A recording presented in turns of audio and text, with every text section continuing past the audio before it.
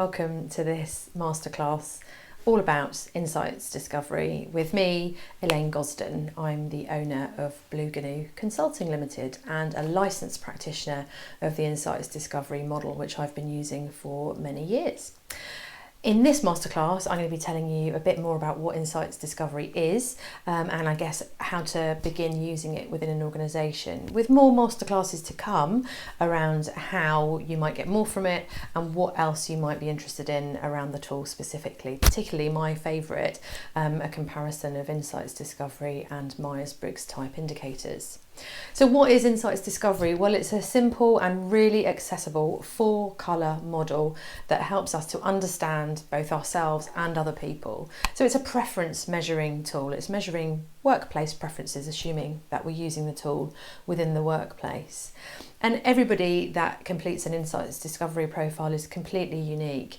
And that's what insights is that celebration of uniqueness and individuality. So everybody has all 4 of the insights discovery colour energies within them. And it's that unique combination of how those energies come together that create these individuals that we often bring together in teams of people.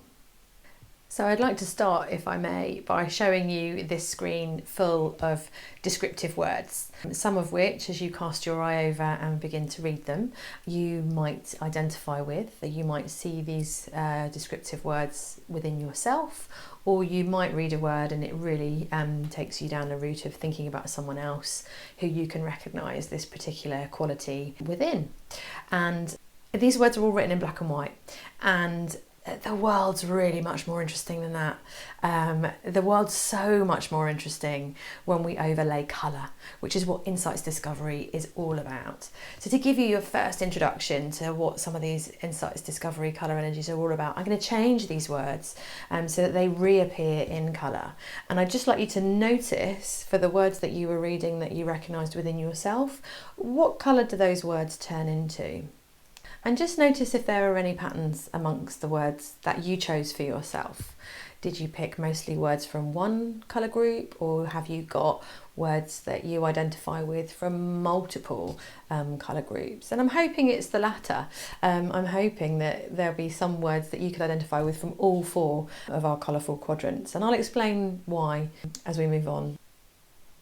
So bearing those colourful words in mind, it brings me to the model itself, which you can see on this screen here. And you can see our 4 colours, which were implicit in the last slide. So we have fiery red, sunshine yellow, earth green and cool blue.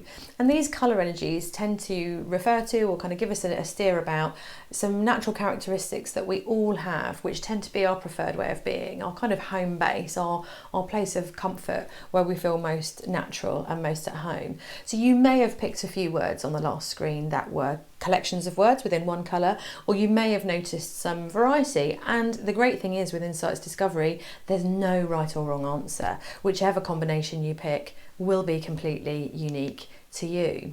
And you'll see from this slide that we've given some anchor words, so some basic descriptive words of what each of those 4 quadrants is all about, which help us really begin to understand step 1, or the basic level within insights discovery. So you can see that in the fiery red section there, fiery red energy, or people who have a lot of fiery red energy, is all about being determined and competitive, knowing where you're going and taking steps, assertive steps to getting there. Sunshine yellow is all about the kind of social energy, so all about that interaction between people and a free flow of movement between projects. Earth green energy is where climate and trust and being accommodating and kind and caring really comes into its own.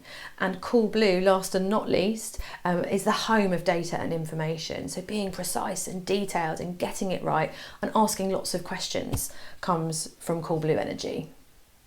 And you'll notice though, as I flip this coin over and show you the descriptive words on the other side of the coin, that things change a bit. And that's because we're not always the best version of ourselves. We're not always having a great day, or we're not always on our A game. So all that wonderful assertiveness that comes from fiery red energy on a bad day, or when seen by others who don't share that with you, can actually come across as aggression, or being a bit too pushy or a bit too forceful. which we may not be aware of. We may not think we're showing that side of ourselves to other people. When sunshine yellow energy is having a bad day, it can seem a bit hasty or a little bit too in your face or a little bit too kind of, whoa, yeah, what, back off.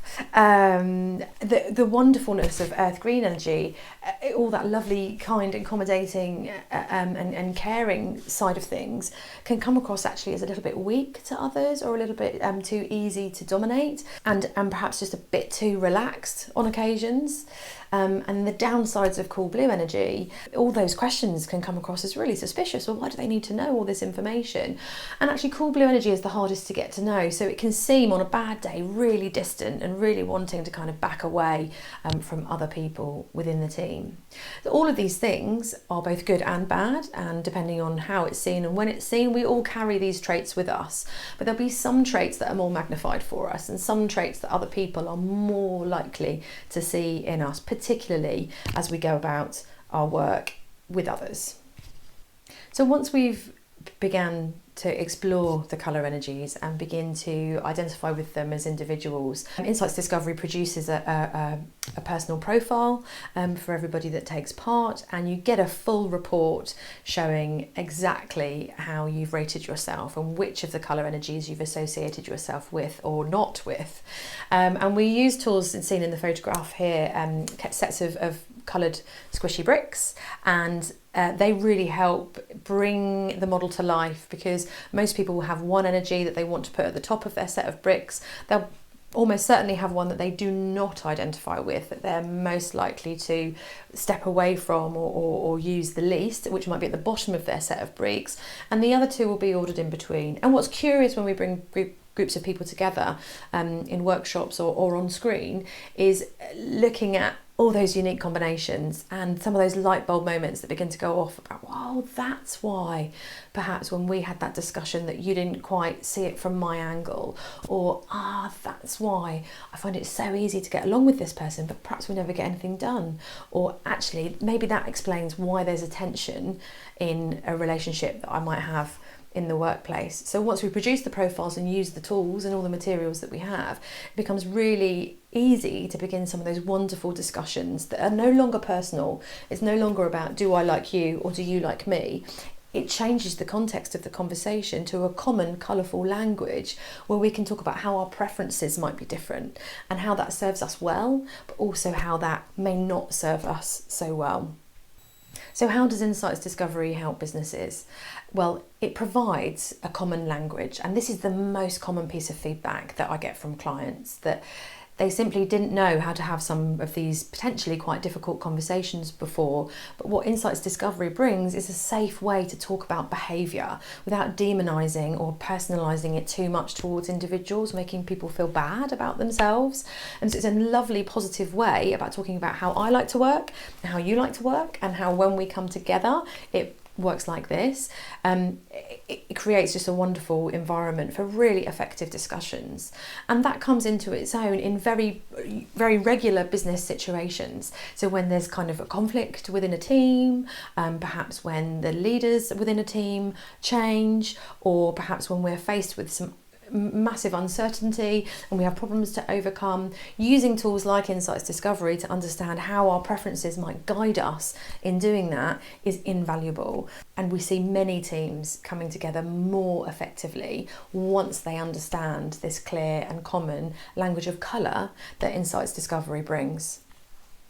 So when we work with teams who use Insights Discovery, people really feel invested in, and when organisations have decided to invest in their people using a tool like Insights Discovery, people report feeling much more motivated and engaged with their organisation, and therefore they're likely to contribute way more. And that could be down to a particular individual that might need some one-to-one assistance, or it could relate to a whole team of people that currently perhaps aren't performing as we might want them to, and we don't know why. We can't perhaps put our finger on it, But an intervention such as an insights discovery workshop can really help to uncover what some of those issues are.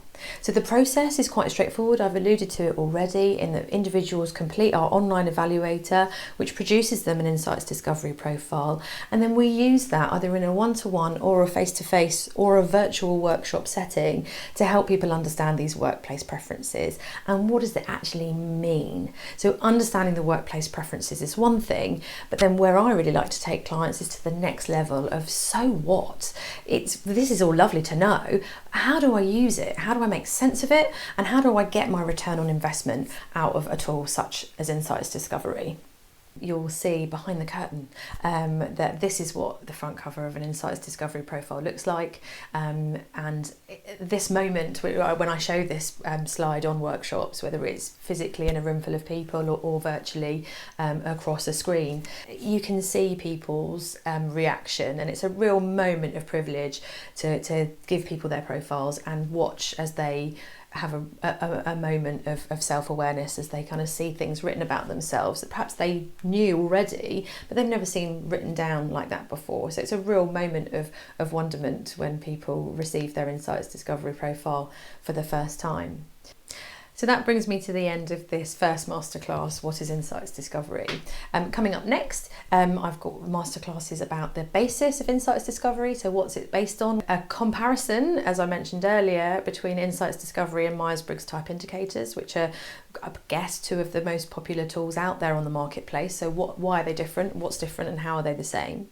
And then what about skepticism? Because I think some people can view these sorts of tools as just a bit of a horoscope, or what do we say to skeptics, because they're always there, and you find them in most organisations and most industries. And then looking finally in the last masterclass about the organisational impact. So what changes can you expect to see within an organisation as a result of using insights discovery?